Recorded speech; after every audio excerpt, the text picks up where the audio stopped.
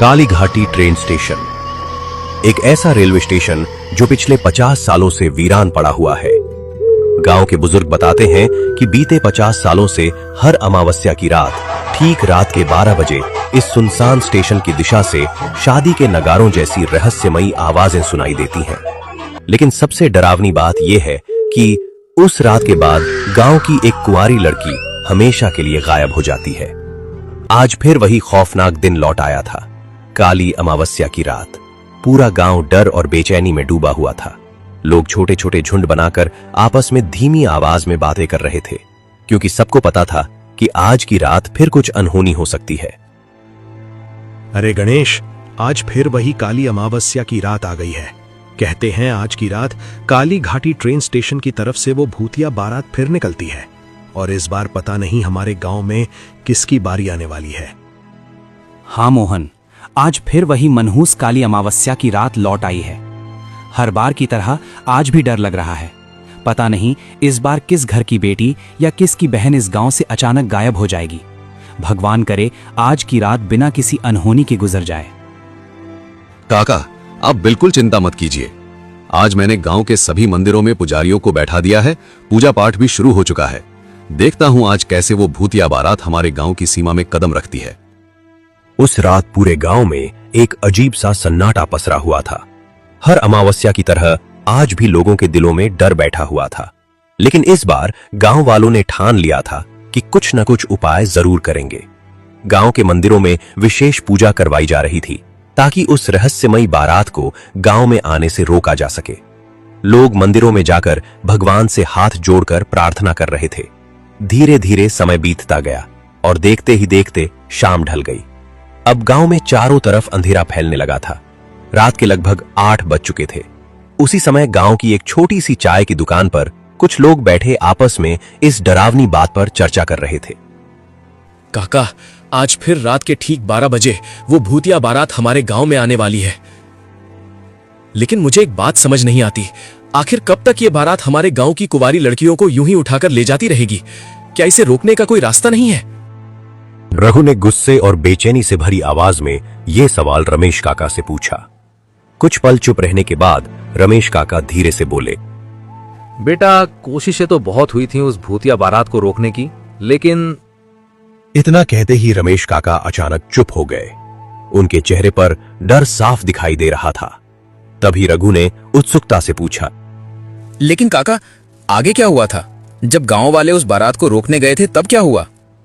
रमेश काका ने एक गहरी सांस ली और धीमी आवाज में बोले, उस रात गांव के करीब 15-20 लोग उस भूतिया बारात को रोकने के लिए गए थे। उनमें मेरे पिता भी शामिल थे। लेकिन उस रात के बाद न तो मेरे पिता लौटे और न ही उनके साथ गए बाकी लोग। उस घटना के बाद गांव में ऐसा डर फैल गया कि किसी ने भी दोबारा उस बारात का सामना करने की हिम्मत नहीं की। सबको समझ आ गया था कि जो भी उस बारात के सामने जाएगा वो शायद कभी वापस नहीं लौटेगा। ये बात सुनकर रघु और चंदू दोनों के चेहरे का रंग उड़ गया। कुछ देर बाद रघु ने फिर पूछा, लेकिन काका, वो भूतिया बारात तो सिर्फ कुंवारी लड़कियों को ही ले जाती है ना? तो फिर उस दिन गांव वाले क्यों गायब हो गए? क्योंकि बेटा, उन्होंने उस बारात के सामने जाने की गलती कर दी थी। और कहते हैं कि अमावस्या की रात अगर कोई भी इंसान घर के बाहर रह जाए और बारातियों की नजर उस पर पड़ जाए तो वो उसे भी अपने साथ ले जाते हैं। यह सुनकर चंदू के शरीर में सिहरन दौड़ गई। वो डरते डरते बोला, काका, क्या आपने कभी उस भूतिया बारात को अपनी आंखों से देखा है? नहीं बेटा, मैंने आज तक उस बारात को नहीं देखा। सच कहूं तो कभी देखने की हिम्मत ही नहीं हुई।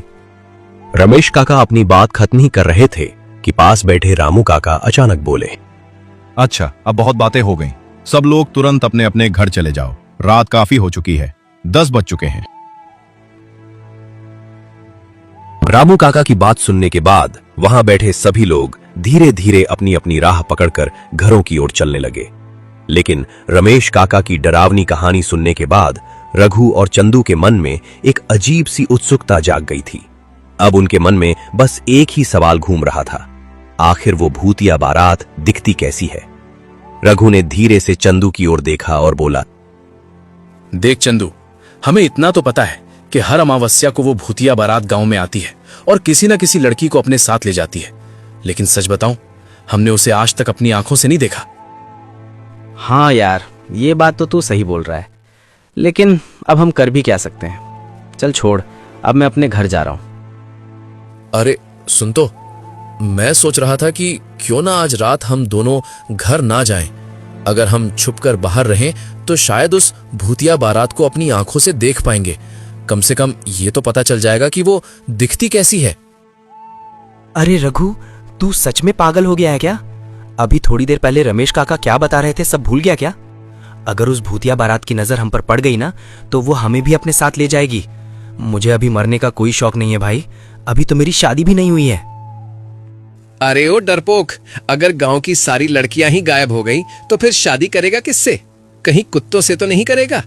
और सुन, मैं भी इतना बेवकूफ नहीं हूं। हम उनके सामने थोड़ी ना जाने वाले हैं।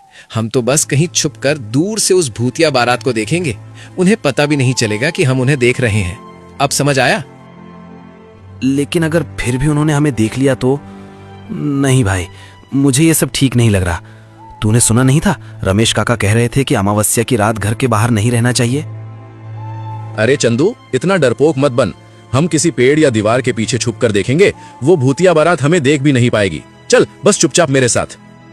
आखिरकार चंदू रघु की बातों में आ ही गया। दोनों चुपके से गांव से थोड़ा दूर निकल गए ताकि उस भूतिया बारात को देख सके। कुछ देर बाद उन्हें एक बड़ा पेड़ दिखाई दिया।